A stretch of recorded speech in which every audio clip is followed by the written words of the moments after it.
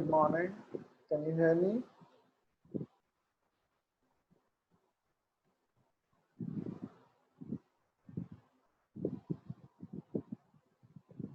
Nidhi, can you hear me?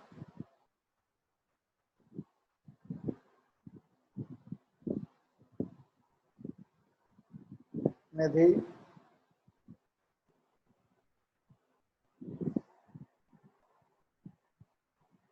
Bhaskar, can you hear me?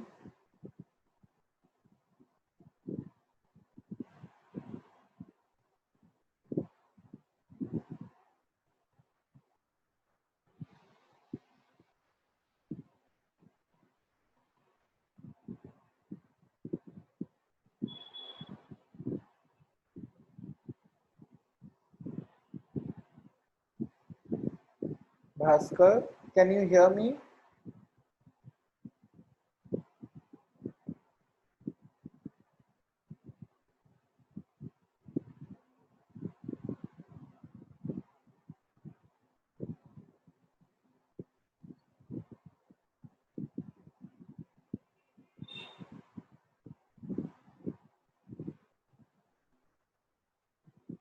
Hello, Rishu, can you hear me? Rishu, आपको मेरी आवाज आ रही है? Good morning, sir. Good morning, good morning. Just wait for another 1 minute or so.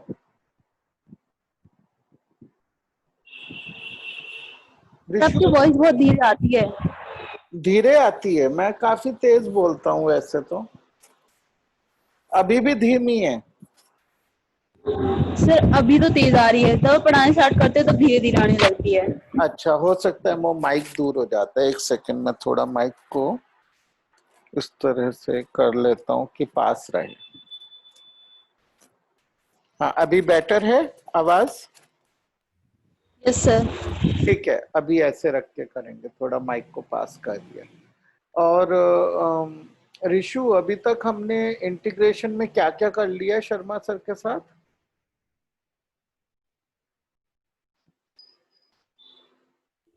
Sir वो मेरी बीच में classes छूट गई थी एनसी शर्मा सर की। अच्छा, तो अभी मैं चैप्टर पर ही हूँ, अभी कौन से? इंटीग्रेशन में स्टार्ट नहीं कर पाई। अच्छा, और कोई बताएगा? अंशु, आप बताएंगे शर्मा सर ने क्या करा दिया इंटीग्रेशन में अभी तक?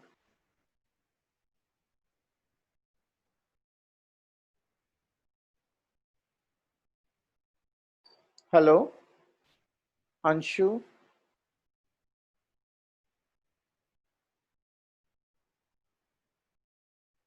विवेक,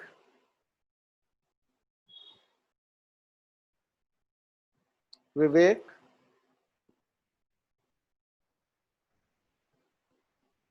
किसने शर्मा सर की क्लास अटेंड की थी लास्ट? एक बार अनम्यूट करिए अपने को।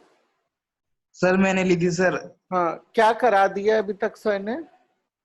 सर मैं लास्ट क्लास 7.2 कराए थे, उसमें क्वेश्चन कराए थे, 3-4 क्वेश्चन कराए थे सर ने। अच्छा, 7.2 तक करा दिया है अभी, ठीक है। और शायद यस सर, उतना करा दिया। अच्छा, ठीक है।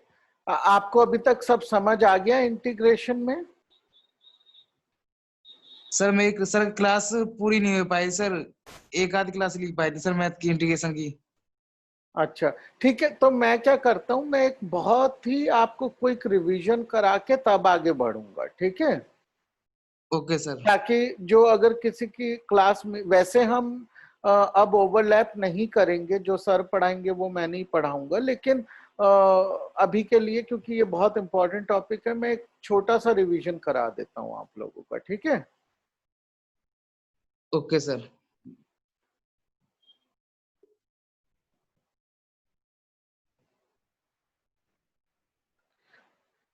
ठीक है, तो इंटीग्रेशन क्या है? देखिए, अभी तक हमने डिफरेंशिएशन कर लिया है, वो मैं यहाँ अभी रिवाइज नहीं करा सकता हूँ। अगर किसी ने नहीं किया है, डिफरेंशिएशन करना बहुत बहुत जरूरी है इंटीग्रेशन को फॉलो करने के लिए, ठीक है? डिफरेंशिएशन में हम एक कर्व का स्लोप निकालते थे, ठीक है? अब इंटीग्रेशन क्या है?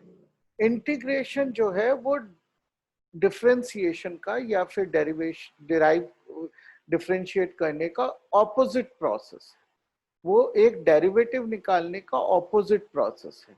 इसका क्या मतलब है कि अगर कोई फंक्शन हमें दिया गया है gx, उसको अगर हम डिफरेंशिएट करें और उसका डेरिवेटिव निकालें fx, तो इसका मतलब ये है कि अगर हम fx का इंटीग्रल निकालेंगे तो हमें gx वापस आएगा।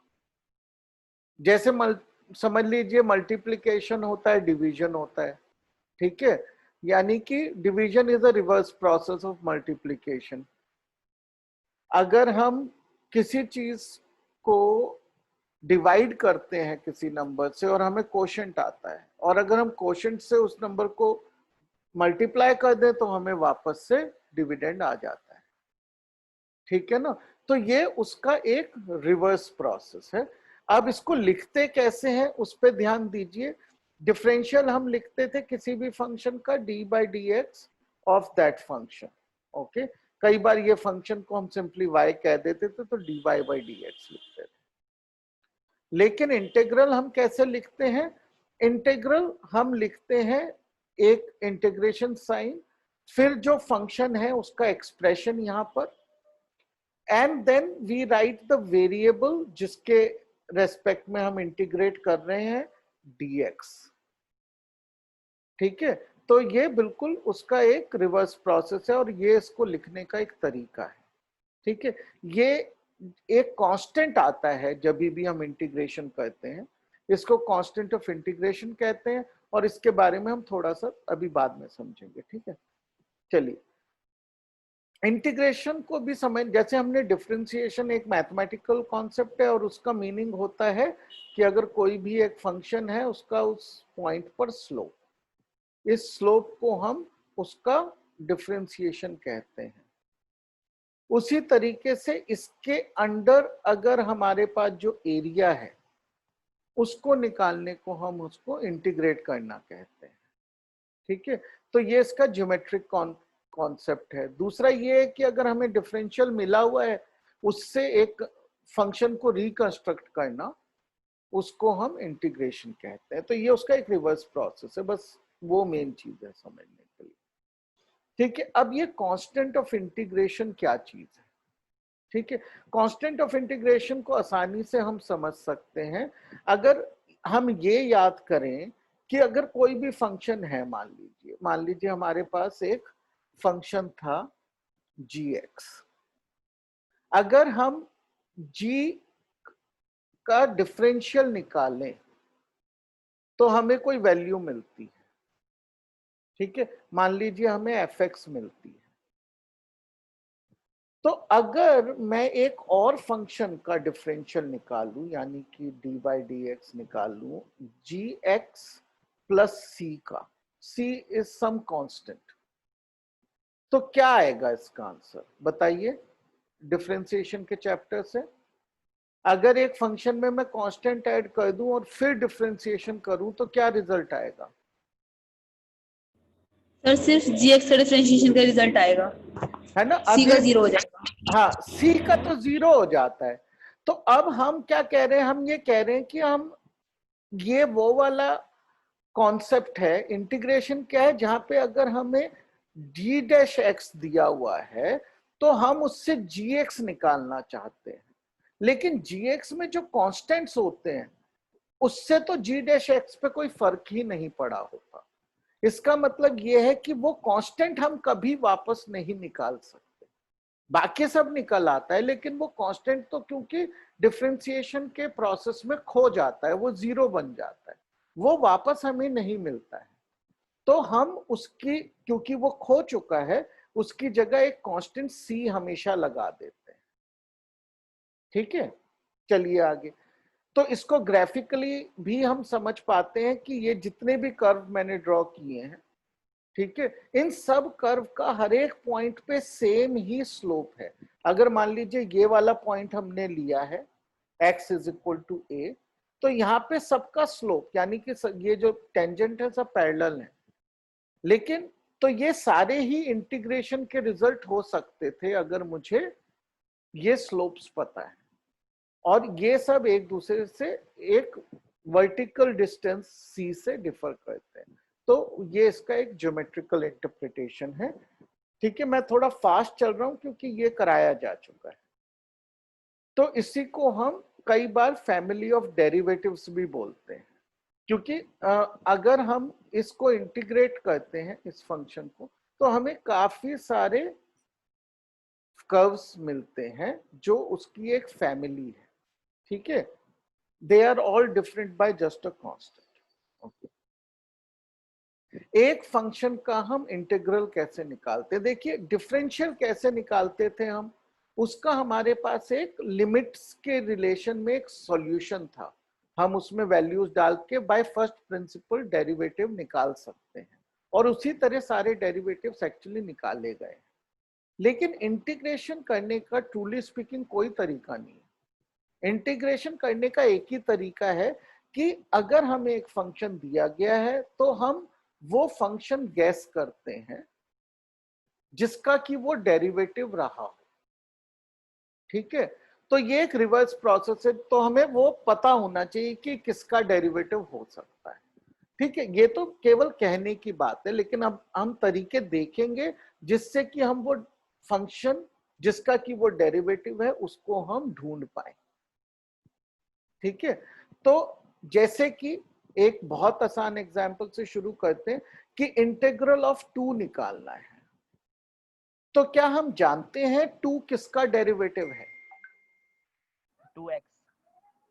2 जो है 2x का डेरिवेटिव है, तो इसका मतलब है कि इस चीज का आंसर 2x है, और हम हमेशा क्या ऐड करते हैं, एक c ऐड कर देते हैं। ठीक है, तो देखा जाए हमने कोई कैलकुलेशन नहीं की, हम हमेशा ये देखते हैं क्या हम ये जानते हैं ये किसका डेरिवेटिव है, बस वही आंसर होता है। ठीक है, तो इसी बेसिस पे हम एक दो एग्जांपल्स और देख सकते हैं। अभी जैसे हमें cos x का डिफरेंशियल निकालना है और इंटीग्रल निकालना है, तो हम जानते हैं कि cos x जो है वो, सॉरी यहाँ पे d होना चाहिए था। ठीक है, जो cos x है वो d sin x dx का इंटीग्रल है और डेरिवेटिव है, राइट। सो इसका मतलब इसका जो इंटीग्रल है वो sin x है।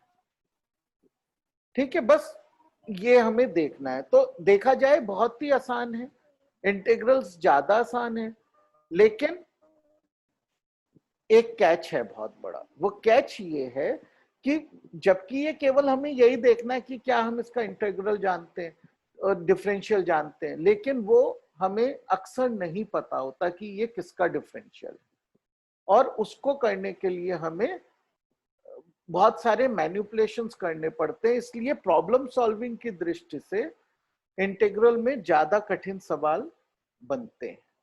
ठीक है, तो इसलिए जो है इसमें आपको बहुत बहुत बहुत प्रैक्टिस लगेगी आसान होने के बावजूद।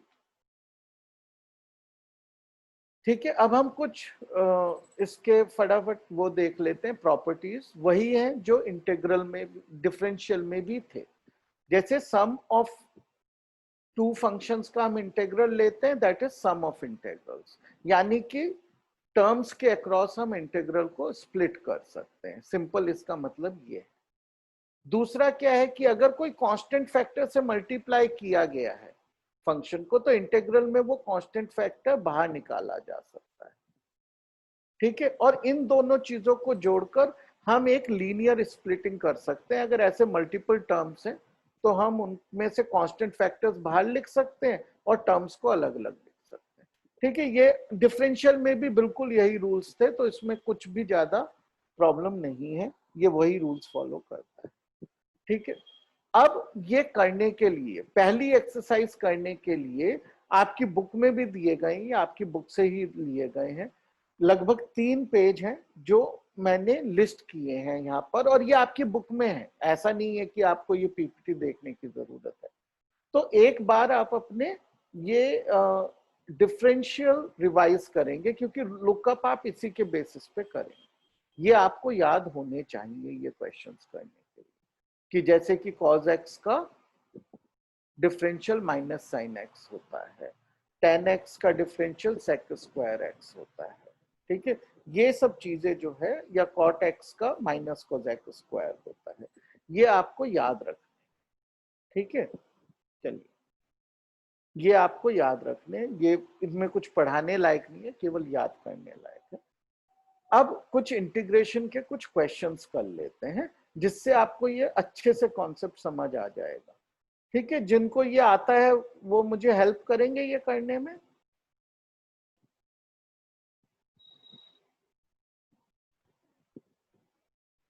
ये पहले वाला कैसे करेंगे हम, कोई बताएगा मुझे? जिसको भी आता हो, एक क्विक रिवीजन हो जाएगा उनका। सर पहले हम इसका डेरिवेटिव पता करेंगे। हाँ, तो ये किसका डेरिवेटिव होता है एक्स स्क्वायर? ये हमें 2x। ये किसका डेरिवेटिव होगा? ऐसी चीज का होगा जिसपे एक्स क्यूब हो। Yes sir. एक्स क्यूब का हमें डेरिवेटिव पता है कि क्या होता है, 3x स्क्वायर। 3x स्क्वायर, ठीक है। लेकिन हमें तो डेरिवेटिव चाहिए एक्स स्क्वायर, तो दोनों साइड हम 3 से डिवाइड कर सकते हैं, यानी एक्स क्यूब बाय 3 का जो डेरिवेटिव है वो एक्स स्क्वायर होगा। Yes sir. ठीक है, तो इसका आंसर हो गया एक्स क्यूब बाय 3 का प्लस सी। ठीक है, अब देखिए जरा, ये आप यहाँ पे आपको फॉर्मूला भी दिया गया है आपकी बुक में डायरेक्टली, कि अगर इस फॉर्म का कोई चीज है तो उसका जो इंटीग्रल है वो इस फॉर्म में आता है, x raise to the power n का x raise to the power n plus one by n plus one. Obviously आप आगे चल के हमेशा फॉर्मूले से ही करेंगे, अभी हम इस तरह केवल समझने के लिए कर रहे हैं। ठीक है, तो ये अब इसको कैसे करेंगे? क्या हम यही फॉर्मूले से इसको कर सकते हैं?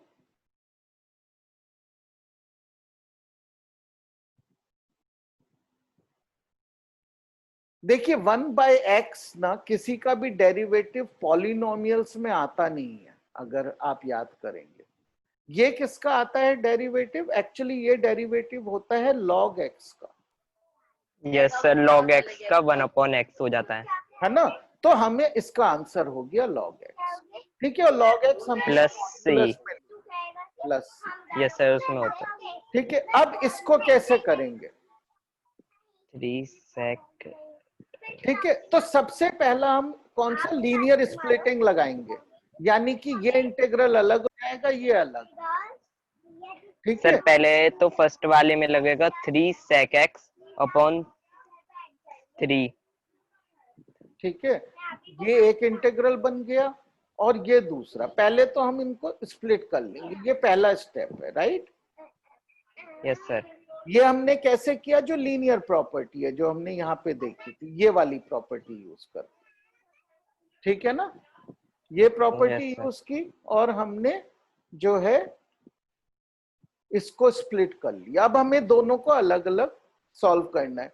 ठीक है, इस वाले को कर लेते हैं, ये बहुत आसान है। साइन एक्स किसका डिफरेंशियल होता है? साइन एक्स किसका डिफरेंशियल होता है? माइनस कॉस एक्स का। Yes sir. ठीक है, तो ये हो गया -2 cos x। ठीक है, अब प्लस सी होगा यहाँ पे, वो तो लिख देते हैं। अब देखिए एक प्लस सी इस इंटीग्रल से भी आएगा, लेकिन हमें सी 2 बार लिखने की जरूरत नहीं है, क्योंकि वो तो दो कांस्टेंट जुड़ के एक नया कांस्टेंट बन जाएगा, राइट। तो सी केवल एक ही बार लिखना है। अब ये वाला पार्ट हमारा हो गया। अब ये कैसे होगा? sec x tan x होगा 3 sec x। ठीक है, तो हमें पता है ये किसका डिफरेंशियल होता है? sec x का होता है, तो डायरेक्टली 3 sec x आ जाएगा। तो ये इसका आंसर है, राइट। sec x होगा। sec x हो गया, राइट। अब ये वाला करेंगे, तो ये कैसे करेंगे? ठीक है, तो इसको हम पहले ब्रैकेट खोल लेंगे, क्योंकि ये तो किसी का डिफरेंशियल हमें ऐसा मालूम नहीं है। ठीक है, तो हम ब्रैकेट खोलेंगे, तो ये हमें sec square x plus sec x tan x आ जाता है। ठीक है, यहाँ पे भी dx, यहाँ पे भी, दो हिस्सों में बांट दिया। अब ये भी हमें पता है क्या है, ये भी हमें पता है, ये tan x का होता है और ये sec x का होगा। तो 10x plus sec x answer आ गया, plus c of course. c को छोड़ना नहीं है, उसके नंबर कट जाते हैं, ठीक है, ये इंपॉर्टेंट है। अब ये कैसे करेंगे ये वाला? yes, देखिए, ये करने के लिए हमें याद होना चाहिए कि साइन इनवर्स x का ये डिफरेंशियल होता है, इसका डिफरेंशियल एग्जैक्टली यही होता है, राइट? तो इसका मतलब इसका integral sine inverse x plus c। अब ये कैसे करेंगे? जगह कम बची है तो एक सेकंड कुछ रब कर लेंगे।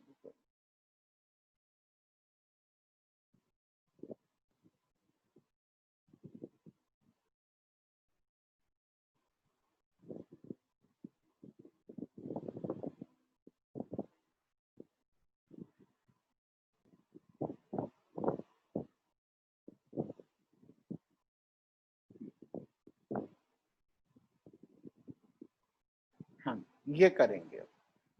तो सबसे पहले इसे स्प्लिट करेंगे, 2 बाहर आ गया, e raise to power x dx हो गया, माइनस साइन x dx हो गया। ये अभी अभी हमने किया था।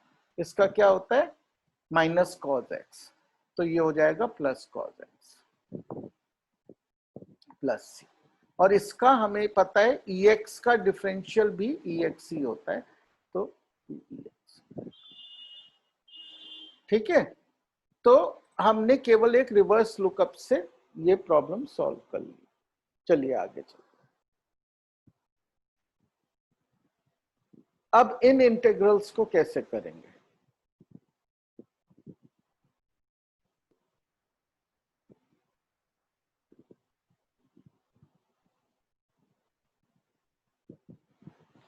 देखिए, यहां cos x दिख रहा है तो साइन में ही आंसर होगा, राइट?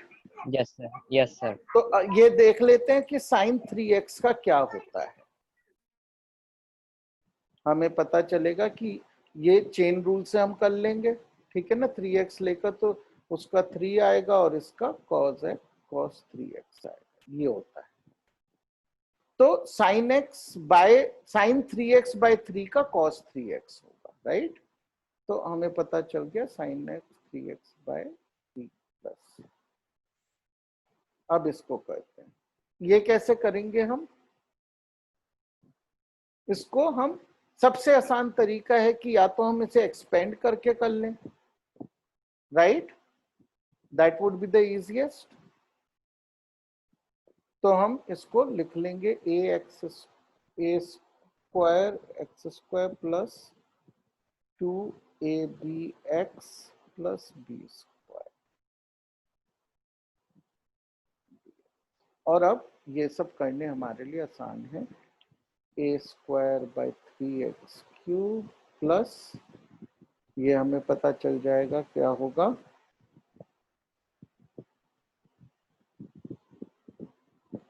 abx स्क्वायर प्लस इसका b स्क्वायर x प्लस, ठीक है। ये किस तरह से करेंगे ये बताइए। सर एक और बार समझा दीजिए। ये वाला? Yes sir. हाँ, अच्छा ठीक है। तो हमने सबसे पहले इसे एक्सपेंड कर दिया है, ठीक है। Okay sir. ये इसका एक्सपेंशन किया और फिर सबका इंडिविजुअली इंटीग्रल ढूंढ लिया। इसमें एक्स स्क्वायर टर्म है तो ये एक्स क्यूब का होगा, ठीक है ना।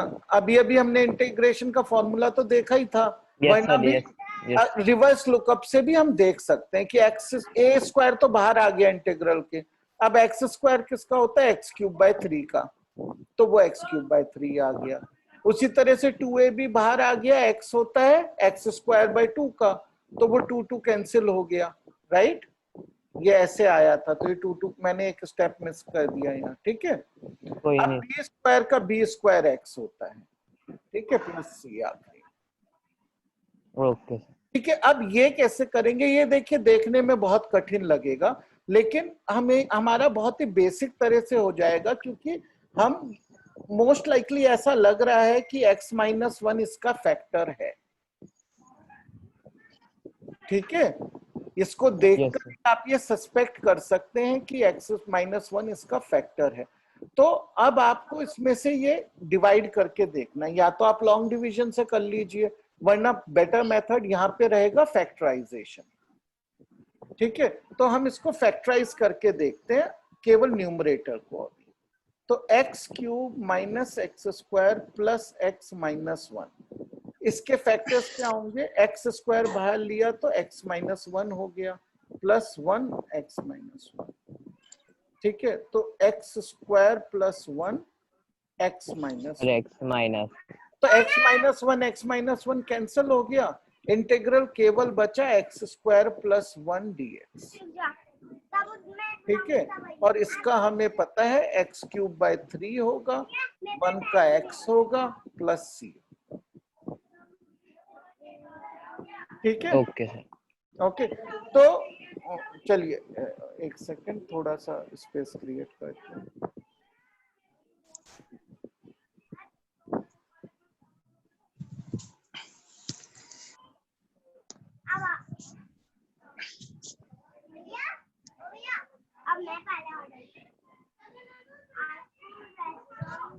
चलिए, अब ये कैसे होगा?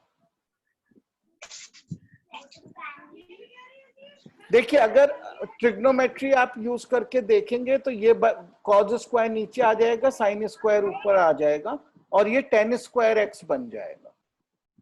तो ये केवल लिखने में कॉम्प्लेक्स दिख रहा है, ये है तो केवल टेन स्क्वायर एक्स dx।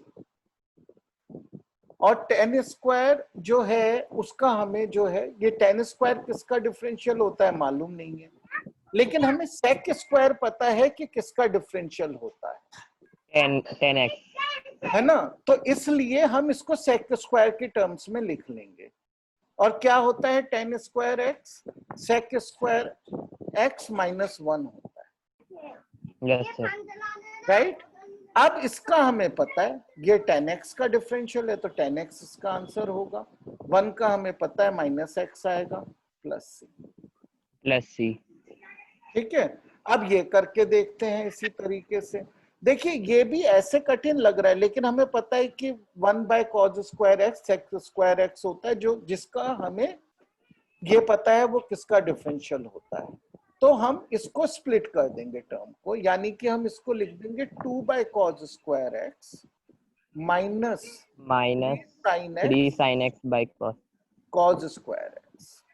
ठीक है, अब हमने ये लिख लिया तो बहुत आसान हो जाता है, क्योंकि पहला बन जाता है हमारा सेक स्क्वायर एक्स का इंटीग्रल, जो हमें पता ही है 10x होता है, और ये दूसरा बन जाता है क्या? इसको देखिए, sine X by cos X 10x हो गया, और 1 by cos X sec X हो गया, तो ये सेक एक्स 10x बन गया dx। ये हमें पता है किसका होता है, ये इंटीग्रल होता है सेक Sec x. ये डिफरेंशियल होता है सेक एक्स का, ये डिफरेंशियल होता है 10x का। तो आंसर हो गया हमारा, यहाँ पे लिखते हैं 2 10x minus 3 sec X plus c। ठीक है, तो इसी तरह से ये एकदम आसान फर्स्ट एक्सरसाइज आप करेंगे, लेकिन इससे आपको प्रैक्टिस मिलेगी। ये एक आसान एक्सरसाइज है, ये आप आराम से कर सकते हैं, इसमें कोई कठिनाई आनी नहीं चाहिए। ठीक है, केवल आपको लुकअप देखना है, डिफरेंशियल किसका है समझकर करना है। कभी तो कभी पहले डिफरेंशियल खोलना पड़ेगा, फिर हो जाएगा ये सब। हाँ, देखिए डिफरेंशियल भी हाँ, अब आप इस तरह समझिए, देखिए आपको ना बहुत ज्यादा, अगर आपका डिफरेंशियल मान लीजिए बहुत अच्छा नहीं हुआ हुआ है इस समय, ठीक है, आपको लगता है कि जी डिफरेंशियल में तो अभी मैं थोड़ा कच्चा हूं, देखिए बिल्कुल कच्चे हैं, आपको याद ही नहीं है कि एक्स स्क्वायर किसका डिफरेंशियल हो सकता है, तब तो तकलीफ है, तब तो आपको डिफरेंशियल रिवाइज करना ही पड़ेगा, वरना आप कर नहीं पाएंगे। समझ रहे हैं? लेकिन अगर आपको डिफरेंशियल अपना थोड़ा कच्चा है, बहुत कच्चा नहीं है, आपको याद है कैसे होता है, क्योंकि इसमें आपको बहुत कठिन डिफरेंशियल नहीं करने अभी, कम से कम अभी नहीं करने, काफी देर तक नहीं करने, आपको तो केवल लुकअप यूज करना है, आपको स्टैंडर्ड फॉर्म डिफरेंशियल्स की याद रखनी है। अगर बाय चांस याद नहीं है तो आप वो पेज खोल लीजिए, ठीक है, क्योंकि दो तरीके हैं डिफरेंशियल्स याद करने के या इंटीग्रल्स याद करने के। एक तो बैठ के याद कर लीजिए, नहीं होता है तो उसके क्वेश्चन करते जाएंगे आप, तो वो याद हो जाएंगे। जब आप वो क्वेश्चन करने में बार बार लिखते हैं तो वो धीरे धीरे याद होने लगते हैं, क्योंकि कम से कम मेरे हिसाब से और कुछ नहीं तो 25-30 डिफरेंशियल फॉर्म्स हैं जो याद रखनी है आपको, या इंटीग्रल फॉर्म्स है जो याद रखनी। ठीक है, वो तो एक याद हो गई तो दूसरी खुद याद हो गई, क्योंकि रिवर्स है। वो प्रैक्टिस से आपको याद हो जाएंगे। ओके, चलिए ओके सर।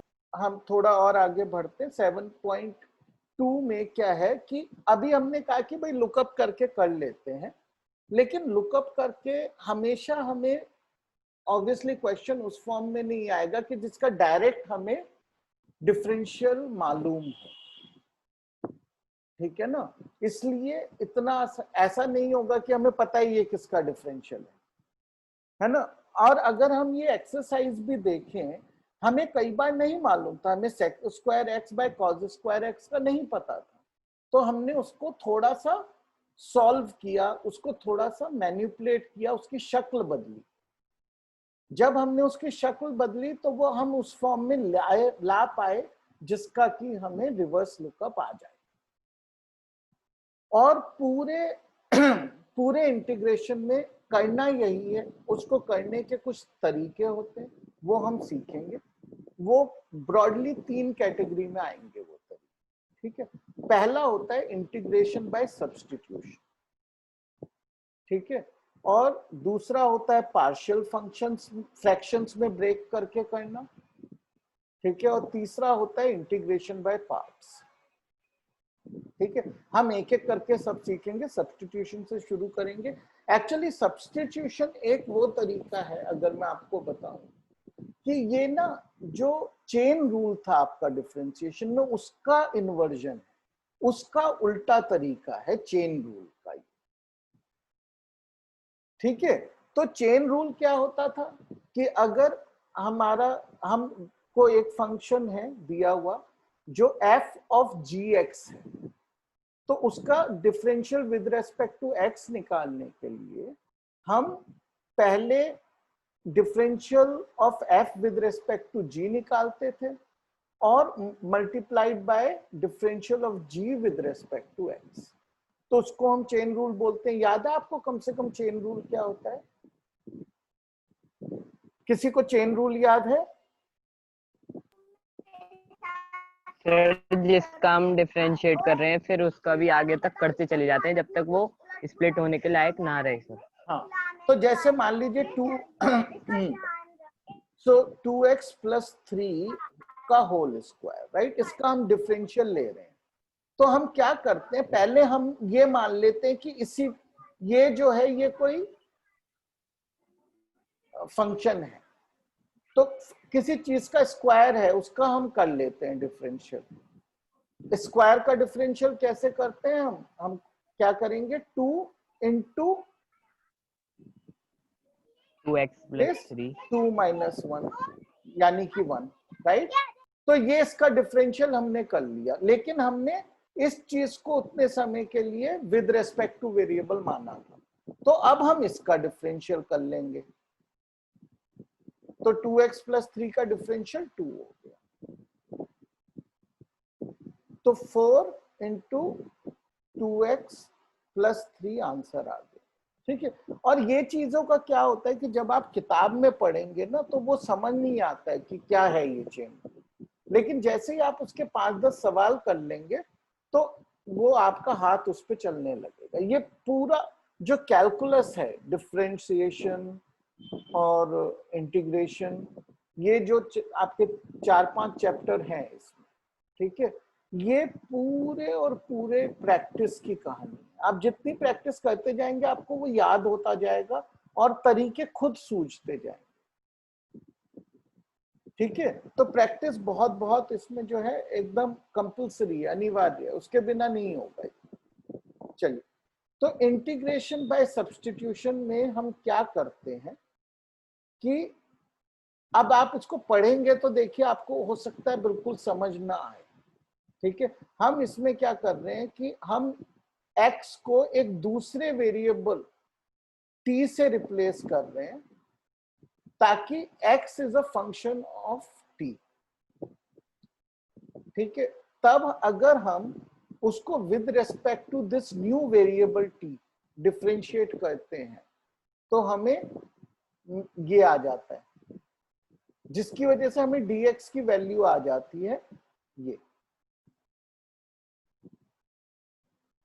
ओके, तो अब हमारा जो इंटीग्रल बन जाता है वो ये बन जाता है कि integral of f of gx which is ft, ये t है एक्चुअली।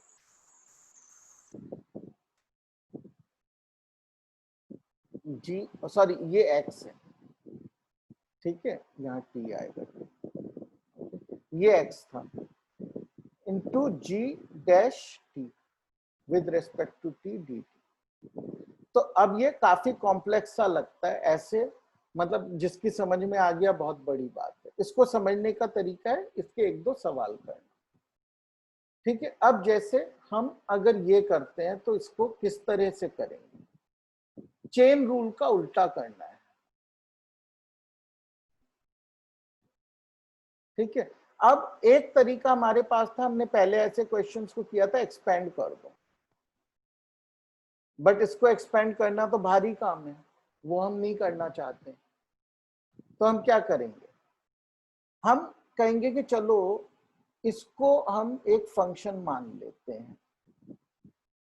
ठीक है, तो हम ये कहेंगे कि 2x plus 3 is equal to t, ये सब्स्टिट्यूशन कर दिया। अब दोनों साइड को डिफरेंशिएट करिए, सबसे पहले डिफरेंशिएशन करिए, तो क्या हो जाएगा 2 dx dt, 3 का 0 हो जाएगा, इज इक्वल टू 1, क्योंकि t को डिफरेंशिएट किया तो 1 आ गया। इसका मतलब क्या है, इसका मतलब ये है कि dt जो है, या फिर let me put it this way कि dx is equal to dt by 2। ठीक है, ये समझ आया स्टेप।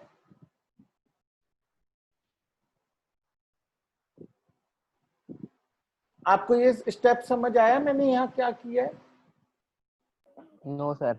अच्छा ठीक है, तो हमने सबसे पहले क्या किया कि हमने एक एक्सप्रेशन ढूंढा ऐसा, या फंक्शन ढूंढा इसमें, जिसको हम रिप्लेस करेंगे एक नए वेरिएबल से t से।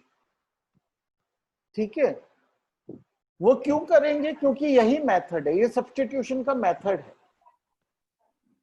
और कब ये करना है कब नहीं करना है ये हमें काफी हद तक प्रैक्टिस से ही पता चलेगा। ठीक है, अभी आपके लिए आसान क्यों है लाइफ, इसलिए कि जब आप ये पार्ट 2 कर रहे हैं इस एक्सरसाइज का 7th का, तो उसमें सभी सब्स्टिट्यूशन के क्वेश्चन होंगे, तो आप फटाफट ये ढूंढिए कौन सी चीज सब्स्टिट्यूट होगी। लेकिन फाइनल एग्जाम में आपको सोचना पड़ेगा क्या सब्स्टिट्यूशन हो सकता है। तो अभी के लिए आसान है, अभी हमने इसको t मान लिया, इसको t माना तो दोनों साइड को डिफरेंशिएट किया, differentiate with respect to t, जो नया वेरिएबल है उसके रेस्पेक्ट में डिफरेंशिएट करते। सो देखिए 2x plus 3 is equal to t, तो इस साइड को डिफरेंशिएट करिए with respect to t, chain rule से करेंगे तो क्या होगा dx बाई dt, और इसका तो 0 हो जाएगा, और t का डिफरेंशियल क्या होता है 1 होता है, राइट। तो इसका मतलब क्या हो गया कि जो dx है वो dt बाई 2 हो गया। Clear, right. अब केवल हमें ये वैल्यूज यहां रखनी है। अब बताइए कि 2x प्लस 3 क्या है t के टर्म्स में, dt बाई 2। नहीं, ये 2x प्लस 3 क्या है, देखिए यहाँ